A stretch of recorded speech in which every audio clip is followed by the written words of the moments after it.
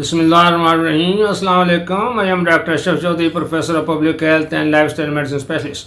आज हम एक ऐसे टॉपिक के बारे में बात करेंगे जो बड़ा इम्पॉर्टेंट है और अक्सर लोगों को उसका इल्म नहीं है। आजकल फैशन में भी है। मेरे एक व्यूवर ने भी कहा कि इस पर ज़रूर एक वीडियो बनाएं। वो है प्रोबायोटिक्स। प्रोबायोटिक्स जो हैं ये एक्चुअली लिविंग ऑर्गेनिज्म जो होते हैं और आपकी गट हेल्थ को और फिर ओवरऑल हेल्थ को इम्प्रूव करते हैं। अब ये है कि ये जो प्रोबायोटिक्स हैं ये दो फार्म में ज़्यादातर आते हैं। एक तो फूड की शक्ल में आप ले सकते हैं, दूसरा ये है कि सप्लीमेंट भी ले सकते हैं। फूड की शक्ल में है उसमें या ज़्यादातर प्लांट फूड जो हैं, ये कैबेज वगैरह है या इसमें अचार है, प्रिकल्स है, गोभी वगैरह, ये है प्लांट सोर्सेस। और उसके बाद जो दूसरे सोर्सेज हैं फर्मेंटेड फूड। फर्मेंटेड फूड्स के अंदर ये दूध आ जाता है, दही आ जाता है और इसके साथ कफ़ीर आ जाता है। और जो तीसरा सोर्स एक टी भी होती है कंबोचा ख़ास किस्म की, वो हमारे तो इतनी अवेलेबल नहीं है, लेकिन बड़े स्टोर्स भी हो सकता है अवेलेबल हो, तो वो भी है। तो ये तो फूड सोर्सेज हैं। फूड सोर्सेज जब भी आप लें लेबल ज़रूर पढ़ें कि उसमें एक्टिव या लाइव कल्चर्स लिखा हो, वो बड़ा ज़रूरी है। अब ये दूसरी जगह है कि जो इसके सप्लीमेंट्स भी होते हैं।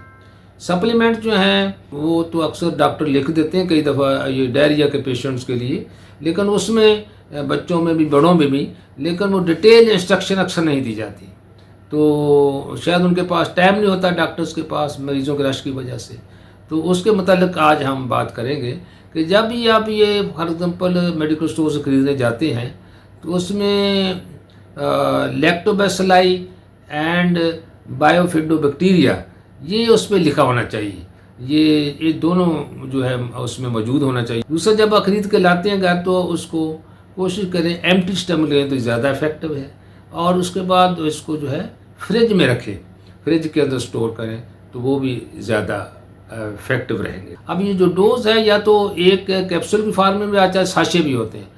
कैप्सूल है या साशे है तो एक गिलास पानी के साथ कैप्सूल ले लें। अगर साशे है तो उसको फिर आप एक गिलास पानी में हल करें और फ़ौरन उसके बाद ले लें, रखना नहीं है उसको, फ़ौरन ले लेना। उसके बाद यह है कि अगर आप एंटीबायोटिक ले रहे हैं, आपकी डिजीज़ ऐसी है कि साथ एंटीबायोटिक भी ले रहे हैं, तो वो फिर उसमें और ये सप्लीमेंट जो है प्रोबायोटिक सप्लीमेंट 2 घंटे का वक्फा ज़रूर होना चाहिए, इकट्ठे नहीं है लेनी। अब ड्यूरेशन इसका यही है कि एक साशे या कैप्सूल दिन में 1 या 2 दफ़ा लेते हैं और 2 वीक से लेकर 2 मंथ्स तक लेते हैं। और ख़ास तौर पर वो जो इरिटेबल बाउल सिंड्रोम है उसमें ये जो है ज़्यादा देर के लिए अल्सरेटिव कोलाइटिस वगैरह, उसमें कई दफ़ा ज़्यादा लॉन्ग ड्यूरेशन के भी लेते हैं।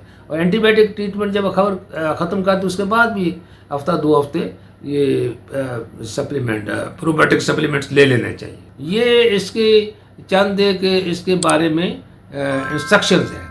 अब ये है कि कौन सी कंडीशंस हैं जिसमें ये ज़्यादा इफेक्टिव है।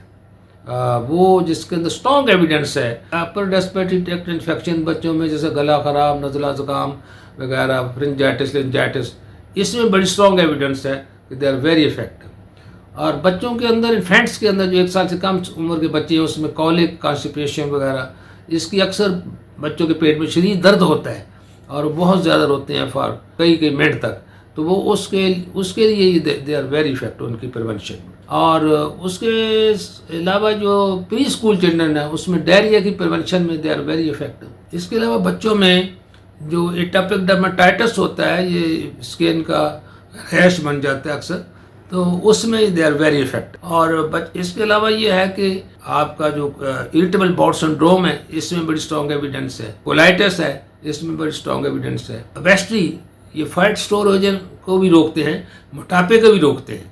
अक्सर कई बच्चों में मोटापे की बड़ी टेंडेंसी होती है फैमिली या ओवर ईटिंग की वजह से, तो उनको भी अगर दिए जाएं तो उनको ओबेसिटी को भी ये प्रिवेंट करेंगे। तो अब ये है, ये तो स्ट्रॉन्ग एविडेंस है। अभी एक रिसेंटली रिसर्च पब्लिश हुई है फ्रंटियर्स इन माइक्रोबायोलॉजी में 2025 में, उसमें उन्होंने ये systematic review and Meta analysis, बड़ी हाईएस्ट एविडेंस है, तो उसमें ये एविडेंस भी मिली है कि ये जो आपकी इंसोम्निया है और डिप्रेसिव सिम्टम्स हैं, उनमें भी ये जो सप्लीमेंट्स हैं, probiotic supplement, they are very effective. तो उसमें इंसोम्निया में पता है कि अगर 3 महीने तक आपको नींद स्टार्ट करने में या नींद को मेंटेन रखने में मुश्किल पेश आती है, तो फिर आपको इंसोम्निया लेबल कर लिया जाता है। नॉर्मली लोग नींद की गोलियां देते हैं, नींद की गोलियों की आपको पता है कि अपने साइड इफ़ेक्ट्स हैं, तो उससे बेहतर है ये प्रोबायोटिक सप्लीमेंट्स ट्राई कर लिए जाए तो ज़्यादा बेहतर है। तो आज के लिए इतना ही, अगली वीडियो में इंशाल्लाह नए टॉपिक के साथ हाजिर होंगे। तब तक के लिए इजाज़त, अल्लाह हाफ़िज़।